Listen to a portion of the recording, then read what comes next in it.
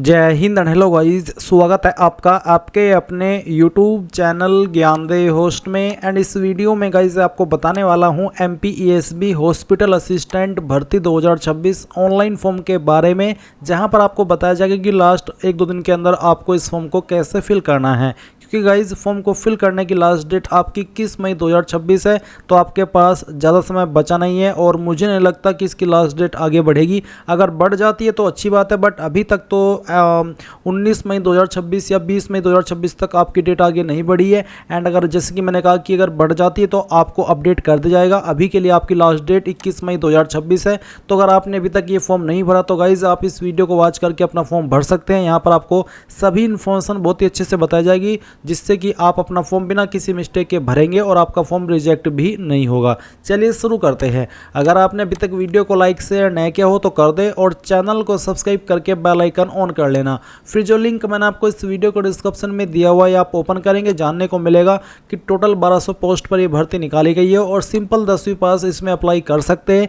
Age limit भी अच्छी खासी रखी गई है। 18 से 40 साल के बीच में जो भी कैंडिडेट आता है और 10वीं पास है वो इसमें अप्लाई कर सकता है। फीस जनरल के लिए 560 और बाकी कैटेगरी SC ST OBC के लिए 310 है।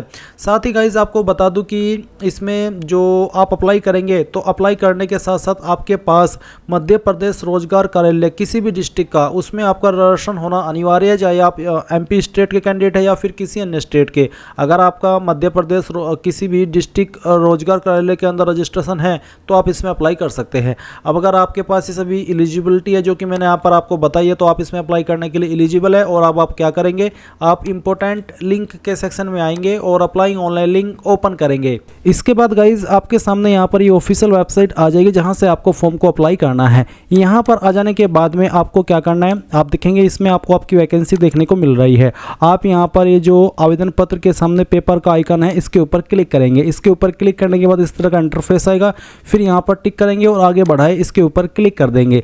देन गाइज यहाँ पर आपसे सामान्य पंजीकरण क्रमांक मांगे और डेट ऑफ बर्थ मांगी है। ये उनके लिए जिनका पहले से इस वेबसाइट के ऊपर रजिस्ट्रेशन हो रखा है, उनको दोबारा से रजिस्ट्रेशन करने की आवश्यकता नहीं है। वो यहाँ पर डायरेक्टली अपना सामान्य पंजीकरण क्रमांक डालेंगे जो कि रजिस्ट्रेशन करने के बाद में मिलता है, और अपनी डेट ऑफ बर्थ सेलेक्ट करेंगे और ये कैप्चा कोड डाल करके सत्यापित कर आगे बढ़ाए इसके ऊपर क्लिक करेंगे। बट गाइज अगर आप फ्रेशर है, आपने इसके ऊपर कोई फॉर्म नहीं भरा, तो आप कैसे भरेंगे वो मैं आपको बताऊंगा। बट उसके पहले थोड़ी सी बात उनके लिए कर लेते हैं जो कि यहाँ पर पहले से रजिस्टर्ड है बट अपना सामान्य पंजीकरण क्रमांक खो चुके हैं। तो उसको कैसे रिकवर करेंगे वो आप जान लीजिए। आपको अगेन यहाँ पर इस वेबसाइट के होम पेज पर आना है और यहाँ पर आ जाने के बाद में आप यहाँ पर इसमें उम्मीदवार प्रोफाइलिंग के सेक्शन पर आएंगे और यहाँ पर आप देख सकते हैं फॉरगॉट प्रोफाइल पासवर्ड का ऑप्शन है। आवेदक का प्रोफाइल पंजीकरण क्रमांक प्राप्त, यानी कि जो आपका प्रोफाइल रजिस्ट्रेशन नंबर आपको मिलता है, अगर वो भूल चुके हैं तो आप उसके ऊपर क्लिक करना। फिर यहाँ पर आपको आपका नंबर डालना है जो आपने रजिस्टर किया था। फिर ये कैप्चा कोड डाल करके आगे बढ़े इसके ऊपर क्लिक करेंगे। देन गाइस OTP वेरिफिकेशन होगा। OTP वेरिफिकेशन के बाद में आपको आपका प्रोफाइल रजिस्टर नंबर सेंड कर दिया जाएगा, जिसका इस्तेमाल करके आप यहाँ पर लॉगिन हो जाएंगे। बट गाइस जैसे कि मैंने कहा कि अगर आप बिल्कुल फ्रेशर है, आपने इस वेबसाइट का इस्तेमाल करके कोई फॉर्म नहीं भरा, तो डायरेक्टली आप यहाँ पर जैसे कि मैं आपको बता रहा हूँ इस तरह से पेपर के आइकन के ऊपर क्लिक करेंगे अप्लाई के सामने, और फिर यहाँ पर टिक करेंगे, आगे बढ़ाए इसके ऊपर क्लिक कर देंगे। और यहाँ पर आ जाने के बाद में अब आपको प्रोफाइल रजिस्ट्रेशन इसके ऊपर क्लिक करना है। इसके ऊपर क्लिक करने के बाद आपसे पूछा कि आपके पास पूर्व में पंजीकृत प्रोफाइल ID है। अब क्योंकि आपने इसमें नया रजिस्ट्रेशन चुना है तो आपके पास ये होगी नहीं, इसलिए आप यहाँ पर नहीं कर दीजिए। नहीं करने के बाद में आपको यहाँ पर इसमें आपका नंबर डालना है जो कि आप रजिस्टर करना चाहते हैं। फिर अपनी ईमेल ID डाल देनी है। ईमेल ID नहीं भी है तो आप इसके बिना भी आगे बढ़ सकते हैं। इसके बाद ये कैप्चा कोड डालेंगे, जो भी कैप्चा कोड आपके सामने आए, और उसके बाद OTP प्राप्त करें इसके ऊपर क्लिक करेंगे। देन आपके नंबर के ऊपर OTP जाएगा। जैसे आप OTP डाल करके आगे बढ़ाए इसके ऊपर क्लिक करेंगे तो आपको आपकी पर्सनल डिटेल फिल करनी है। इसके बाद में आपके सामने यहाँ पर व्यक्तिगत विवरण आ जाएगा, जिसमें कि गाइज आपने जो इन्फॉर्मेशन भरी होगी जब इस पर OTR किया था या फिर आपका प्रोफाइल रजिस्ट्रेशन किया था, तो आपको यहाँ पर ये जानकारी देखने को मिल जाएगी। जाएगी। अगर आपको इनमें से कोई जानकारी एडिट करनी है तो आप इसको एडिट भी कर सकते हैं।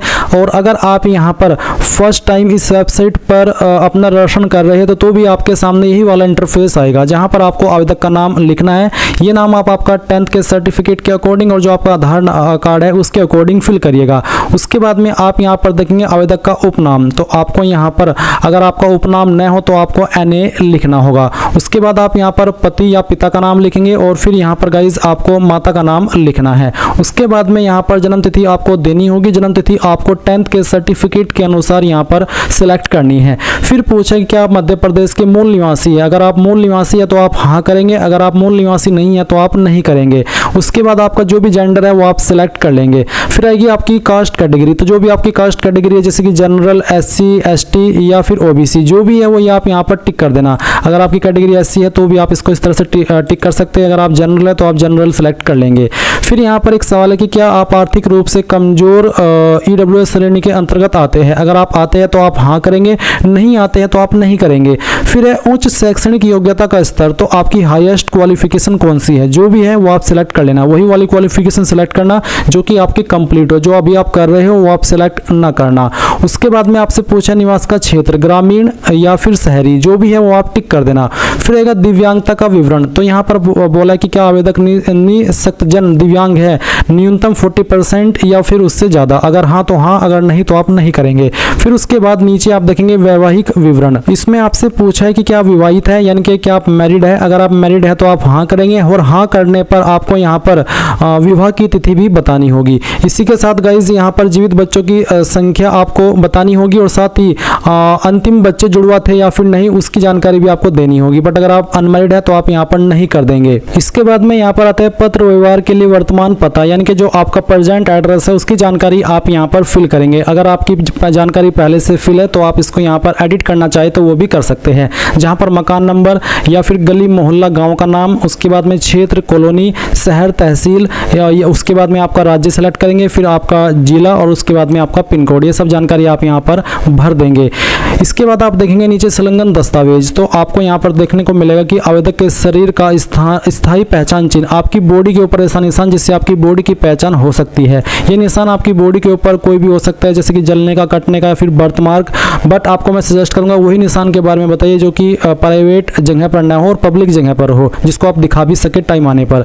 तो आप यहाँ पर उस निशान के बारे में लिख देंगे। अगर आपकी बॉडी के ऊपर ढूंढने के बाद भी कोई ऐसा निशान नहीं है तो आप यहाँ पर नो मार्क लिख सकते हैं। उसके बाद आता है परीक्षा कक्ष में प्रस्तुत किए जाने वाला फोटो युक्त पहचान पत्र, कौन सी ID से आप अपना वेरिफिकेशन करना चाहेंगे वो ID आप यहाँ पर सिलेक्ट कर ले। मैंने आधार कार्ड सेलेक्ट किया हुआ है और उसके बाद में आप यहाँ पर पहचान पत्र क्रमांक और फिर उसको दोबारा डाल करके वेरीफाई कर देंगे। इसके बाद में गाइज यहाँ पर एक लाइन है, do you want to edit change your documents, ये जो ऑप्शन है ये उनके सामने आएगा जो कि अपनी जो प्रोफाइल डिटेल है उसको एडिट कर रहे हैं। अगर आप यहाँ पर फर्स्ट टाइम रजिस्ट्रेशन करते समय फॉर्म भर रहे हैं तो आपके सामने भी सेम इंटरफेस आएगा जैसे कि आप वीडियो में देख सकते हैं, बट आपके सामने ये वाली लाइन नहीं आएगी। आप यहाँ पर डायरेक्टली घोषणा पत्र के ऊपर टिक करेंगे और उसके बाद में पंजीकरण करें इसके ऊपर क्लिक करेंगे। बट क्योंकि आप तो ऑलरेडी रजिस्टर्ड है और आपको आपका जो फोटो है या फिर जो अन्य डॉक्यूमेंट्स हैं उनको एडिट करना है तो आप यहाँ पर हाँ कर दीजिएगा और उसके बाद में पंजीकरण संशोधित करें इसके ऊपर क्लिक कीजिएगा। अब आपके सामने यहाँ पर इस तरह से इंटरफेस आएगा जैसे कि आप वीडियो में देख सकते हैं। आपको काफ़ी सारे इंस्ट्रक्शंस दिए गए हैं, ये इंस्ट्रक्शंस आपको पढ़ने हैं और इन इंस्ट्रक्शंस के अकॉर्डिंग ही आपको आपका यहाँ पर लाइव फोटो क्लिक करना है। और गाइज यहाँ पर जैसे कि आप देख पा रहे हैं इस तरह से ऑप्शन आएगा, photo capture, get photo, generate QR। अगर आप मोबाइल से फॉर्म को भर रहे हैं तो आप जनरेट QR कोड के ऊपर क्लिक करके QR कोड के माध्यम से अपने मोबाइल से फोटो क्लिक कर सकते हैं। तो चलिए मैं यहाँ पर फोटो कैप्चर कर लेता हूँ। फोटो कैप्चर करने के बाद में इस तरह से आपके सामने आपका फोटो आ जाएगा। और गाइज मैं आपको फिर से यहाँ पर रिमाइंड कराना चाहूँगा कि अगर आप फॉर्म को मोबाइल से भर रहे हैं तो आप यहाँ पर लाइव फोटो अपलोड करने के लिए ये जो जनरेट QR है इसके ऊपर क्लिक करेंगे। आपके सामने QR कोड आएगा जिसको स्कैन करके आप आपका जो फोटो है वो अपने मोबाइल से अपलोड कर सकते हैं। तो चलिए आपने यहाँ पर अपना फोटो क्लिक कर लिया, फिर आप यहाँ पर जो फोटो की लाइन लिखी है इसके ऊपर टिक कर देना। इसके बाद आप यहाँ पर नीचे की तरफ आएंगे और देखेंगे सिग्नेचर, तो आपको यहाँ पर ब्राउज के ऊपर क्लिक करना है और जो आपकी सिग्नेचर की फाइल है वो सिलेक्ट कर लेनी है। सिग्नेचर की फाइल सेलेक्ट करने के बाद में आपको इस तरह से उसको क्रॉप कर लेना है और जितने जगह पर आपका सिग्नेचर है बस उसको ही रखना है और फिर यहाँ पर इस राइट के निशान पर क्लिक करना है, आपका सिग्नेचर यहाँ पर आ जाएगा। फिर आप सिग्नेचर के जो नीचे जो लाइन लिखी है वो यहाँ पर टिक कर दीजिएगा। इसके बाद है हैंड रिटन टेक्स्ट, उसमें आपको जो लिखना है वो यहाँ पर आपके सामने है। ये ये जो लाइन लिखी गई है, मैं घोषणा करता हूँ कि मेरे द्वारा आवेदन में दी गई समस्त जानकारी। आपको एक ब्लैंक पेपर यानी कि कोरा कागज लेना है और उसमें ये जो लाइन है, चाहे आप इंग्लिश के अंदर लिखे या फिर हिंदी के अंदर लिखे, कोई एक लैंग्वेज में लिखना ही अनिवार्य है। दोनों में लिखना चाहिए तो आपकी मर्जी है। आपको अपने हैंड से रिटर्न करनी है, बिल्कुल ऐसे ही जैसे कि यहाँ पर लाइन लिखी गई है। और फिर उस इमेज को स्कैन करके आपको यहाँ पर अपलोड करना है ब्राउज के ऊपर क्लिक करके। जैसे ही आप यहाँ पर आपकी हैंड रिटन टेक्स्ट की जो फाइल है वो सिलेक्ट कर लेंगे, इमेज सेलेक्ट कर लेंगे तो इस तरह से आएगा। अब आपको यहाँ पर राइट के आइकन पर क्लिक करना है और इस तरह से आपका जो ये हस्तलिखित टेक्स्ट है वो आ जाएगा। अब आप यहाँ पर टिक कर देना। इसको टिक करने के बाद में आप upload photo signature handwritten text इसके ऊपर क्लिक करेंगे। गाइज जैसे ही आपका लाइव फोटो सिग्नेचर और हैंड रिटन टेक्स्ट अपलोड हो जाए तो आप यहाँ पर नीचे बाकी के डॉक्यूमेंट अपलोड करेंगे। और अगर आपको फोटो सिग्नेचर और हैंड रिटन टेक्स्ट अपलोड करने में इशू आ रहा है तो गाइज मे बी आप सही से जो इंस्ट्रक्शंस आपको दिए जा रहे हो वो फॉलो न कर रहे हो, आपकी फोटो क्वालिटी अच्छी ना हो हैंड रिटन टेक्स्ट की या फिर सिग्नेचर की, या फिर जो आपका लाइव फोटो है वो जो इंस्ट्रक्शंस आपको बताए हैं वो इंस्ट्रक्शंस अच्छे से फॉलो करके आप उसको नहीं ले रहे हो, कैप्चर कर रहे हो, तो इस वजह से ये सब प्रॉब्लम आ सकती है। इसलिए आपको ध्यानपूर्वक बहुत ही अच्छे से सावधानी से अपना यहाँ पर फोटो सिग्नेचर और हैंड रिटन टेक्स्ट अपलोड करना है। इसके बाद आप देखेंगे जन्मतिथि प्रमाण पत्र हेतु अंक सूची, जिसमें कि आप 8वीं 10वीं या 12वीं की अपलोड कर सकते हैं। इसका फॉर्मेट जेपीजी का रखा है, तो मैं आपको सजेस्ट करूंगा अगर आपके पास 10वीं की सर्टिफिकेट है जिसमें कि आपका जन्मतिथि मेंशन है वो आप यहाँ पर अपलोड कर देना। और अगर आप अपना बर्थ सर्टिफिकेट अपलोड करना चाहें तो वो भी आप यहाँ पर अपलोड कर सकते हैं। और अगर आप SC ST OBC है तो आप यहाँ पर कास्ट सर्टिफिकेट अपलोड करेंगे। ये ऑप्शन उन्हीं के सामने एक्टिव होगा जो कि SC ST OBC है। उसके बाद गाइज जैसे ये सभी चीज़ें आप कंप्लीट कर ले तो आप सबमिट डिटेल्स इसके ऊपर क्लिक करेंगे। इसके बाद गाइज अगेन आप यहाँ पर जहाँ से आपने अप्लाई करना स्टार्ट किया था इसके होम पेज पर आएंगे। अगर आप यहाँ पर नहीं पहुँच पा रहे तो अगेन जो लिंक वीडियो को डिस्क्रिप्शन में दिया है इसको ओपन करके इंपॉर्टेंट लिंक के सेक्शन से अप्लाई ऑनलाइन लिंक ओपन कर लेना। और यहाँ पर अगेन इस वैकेंसी के सामने आप पेपर का जो आइकन है ये वाला, इसके ऊपर यहाँ पर क्लिक करेंगे। इसके बाद यहाँ पर टिक करेंगे और आगे बढ़ाए इसके ऊपर क्लिक करेंगे। अब क्योंकि आपका जो प्रोफाइल दर्शन है वो हो चुका है तो आपको सामान्य पंजीकरण क्रमांक मिल चुका है, तो जो भी अभी आपको मिला है वो आप यहाँ पर डाल दीजिए। फिर डेट ऑफ बर्थ डालिए जो भी आपने यहाँ पर भरी है दर्शन करते समय, ये कैप्चा कोड डालिए और सत्यापित कर आगे बढ़ाए इसके ऊपर क्लिक कीजिए। इसके बाद गाइज आपने जो भी इन्फॉर्मेशन अभी यहाँ पर भरी है प्रोफाइल दर्शन करते समय वो सभी इन्फॉर्मेशन आपके सामने होगी। अगर अभी भी आपको लग रहा है कि यार कोई जानकारी गलत हो गई है, कोई स्पेलिंग गलत हो गई है, तो आप एडिट प्रोफाइल दर्शन इसके ऊपर क्लिक करके उस जानकारी को अभी भी सही कर सकते हैं। एंड अगर आपको लग रहा है कि सभी जानकारी सही है तो आप यहाँ पर आगे बढ़ाए इसके ऊपर क्लिक करेंगे। इसके बाद आप स्क्रॉल करके नीचे की तरफ आएंगे और यहाँ पर आपको इसमें 31 पॉइंट देखने को मिलेगा, जिसमें कि पूछे कि आवेदक अपनी पात्रता के अनुसार उपयुक्त संवर्ग का चयन करे। जैसे कि अगर आप भूतपूर्व सैनिक हैं, अगर इनमें से आपकी कोई कैटेगरी है तो आप उसको टिक कर देंगे। अगर नहीं है इनमें से कोई भी आपकी कैटेगरी तो आप बिना वर्ग इसके ऊपर क्लिक कर देना। फिर मध्य प्रदेश के स्थायी निवासियों के लिए आयु सीमा में छूट संबंधी अन्य जानकारी। अब आपको ये सवाल पढ़ने हैं और इन सवालों में जो आपके ऊपर चीज़ लागू है उसमें हाँ करना है, जो चीज़ लागू नहीं है उसमें आपको नहीं करना है। जैसे कि एक सवाल आता है कि क्या आप शासकीय विभागों, मंडलों, निगमों, स्वायत्त शासी निकायों होमगार्ड है? अगर है तो हाँ कर दे, नहीं है तो नहीं कर देना। इसी प्रकार से अगला सवाल है, क्या आप 1963 के बाद राष्ट्रीय छात्र सेना में पूर्णकालिक कैडेट अनुदेशक के रूप में भर्ती किए गए हैं? अगर ऐसे है तो हाँ, नहीं तो आप नहीं करेंगे। तो इसी प्रकार से आपको सवालों को पढ़ना है और इनमें हाँ नहीं करके आंसर कर देना है। एक और सवाल आता है 40, जिसमें कि क्या आप विक्रम पुरस्कार से सम्मानित खिलाड़ी है? अगर है तो हाँ, नहीं तो आपको नहीं करना है। फिर 41 सवाल है कि जो यहाँ पर नीचे ऑप्शन दिए गए कि क्या आप शासकीय सेवा में नियुक्त किए गए नीचे दिए गए विभिन्न वर्गों में सम्मिलित है। जैसे कि हाल के भारत पाक संघर्ष में अपंग हुए सैनिकों को निर्वाचन के अतिशेष कर्मचारी। तो अगर आपकी इनमें से कोई कैटेगरी है तो आप हाँ करके उसमें बता सकते कि मैं इस कैटेगरी में आता हूँ। अगर आप नहीं करते इनमें से किसी भी कैटेगरी से बिलोंग या फिर आपका इन कैटेगरी से कोई भी लेना देना नहीं है, आप बिल्कुल फ्रेशर और सिंपल कैंडिडेट है, तो आप इसमें नहीं कर देना। इसके बाद नीचे की तरफ आएंगे 42, इसमें आता है कि अस्पताल सहायक की वैकेंसी है और कम से कम हाई स्कूल की योग्यता आपसे मांगी गई है, तो आप इसमें हाँ कर दे कि हाँ मेरे पास न्यूनतम अहर्ता जो चाहिए 10वीं वो मैं रखता हूँ। इसके बाद 43 पॉइंट आता है मध्य प्रदेश राज्य के रोजगार कार्यालय में जीवित पंजीयन। अब ये होना अनिवार्य है, चाहे आप एमपी के कैंडिडेट हैं या फिर किसी अन्य स्टेट के। तो इसके संबंध में गाइज अगर आप, मैं फिर से कहना चाहूँगा, वैसे तो मैंने जो लिंक इस वीडियो को डिस्क्रिप्शन में दिया है वहाँ पर मैंने रोजगार पोर्टल के ऊपर कैसे रजिस्ट्रेशन करना होता है उसकी वीडियो डाल रखी है। बट अगर आप चाहते हैं कि मैं एक लेटेस्ट वीडियो बनाऊँ नए अपडेट के साथ में, जो अभी का इंटरफेस है उसके साथ में, तो आप कमेंट के माध्यम से बताना कि सर हमें एमपी रोजगार कार्यालय के ऊपर रजिस्ट्रेशन कैसे करना है पोर्टल के ऊपर, तो उसकी वीडियो बना दीजिए। मैं आपके अगर कमेंट कम से कम 40-50 कमेंट भी आ गए इस संबंध में तो आपके लिए वीडियो बना दूंगा।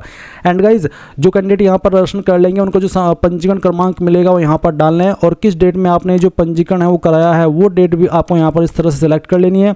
उसके बाद में आप यहाँ पर जो जिला है, किस जिले के अंदर आपने रजिस्ट्रेशन किया है वो जिला भी आपको यहाँ पर सेलेक्ट करना होगा, और इसमें ऊपर वाले सवाल में हाँ जरूर कर देना। उसके बाद 44 सवाल आता है कि जो क्वालिफिकेशन मांगी है अप्लाई करने के लिए इस पोस्ट पर, क्या वो आपके पास है, तो आप इसमें भी हाँ कर देना। उसके बाद क्या आपके पास समग्र आईडी क्रमांक है, अगर है तो आप हाँ कर देंगे, और हाँ करने के बाद जो आवेदक का समग्र क्रमांक है वो डाल देना, नहीं है तो आप नहीं कर देंगे। अगर आप इसमें ज़रा भी प्रॉब्लम नहीं लेना चाहते तो आप गूगल के ऊपर जाइए और सर्च कीजिए कि समग्र आईडी कैसे बनाते हैं, आपको काफ़ी सारी वीडियोज़ मिल जाएगी, वो देख करके अपना समग्र आईडी बना लीजिए और वो यहाँ पर डाल दीजिए। अगर नहीं भी है आपके पास समग्र आईडी तो कोई भी इशू वाली बात नहीं है, क्योंकि ये कंपलसरी नहीं है। अगर है तो अच्छी बात है, नहीं है तो भी कोई प्रॉब्लम नहीं होगी। इसके बाद आता है 48 एग्जाम सेंटर की प्रेफरेंस। तो पहली चॉइस आप किस सिटी को देना चाहते हो आप सिलेक्ट कर लेंगे, सेकंड किसको देनी है, थर्ड किसको देनी है, उसके बाद में फोर्थ किसको देनी है, उसके बाद ये जो अगली प्रेफरेंस है वो किसको देनी है वो आपको बताना है। फिर नेक्स्ट प्रेफरेंस, उसके बाद में आप यहाँ पर फिर से अगली प्रेफरेंस किसे देना चाहते हैं, फिर किसे देना चाहते हैं, इसी प्रकार से फिर कौन सी डिस्ट्रिक्ट को, फिर किस डिस्ट्रिक्ट को, और फिर किस डिस्ट्रिक्ट को। इस तरह से आपको यहाँ पर ये सभी प्रेफरेंसेस दे देनी है अपनी चॉइस के अकॉर्डिंग। इसके बाद आप यहाँ पर टिक करेंगे एंड देन आगे बढ़ाए इसके ऊपर क्लिक कर देंगे। अब यहाँ पर आपके सामने कुछ इस तरह का इंटरफेस आएगा जैसे कि आप अभी वीडियो में देख पा रहे हैं। बेसिकली आपको यहाँ पर 10वीं का सर्टिफिकेट अपलोड करना है, इसका फॉर्मेट जेपीजी का, और उसकी जो विड्थ यानी कि जो उसकी चौड़ाई है वो 700 से 800 पिक्सल के बीच में हो, और हाइट 400 से 950 पिक्सल के बीच में होनी चाहिए। तो आप क्या करेंगे, चूज फाइल इसके ऊपर क्लिक करेंगे, और जहां पर भी आपकी 10th के सर्टिफिकेट की फाइल है वो आपको यहां पर सिलेक्ट कर लेनी है इस तरह से, जैसे कि मैं आपको सिलेक्ट करके दिखाता हूं।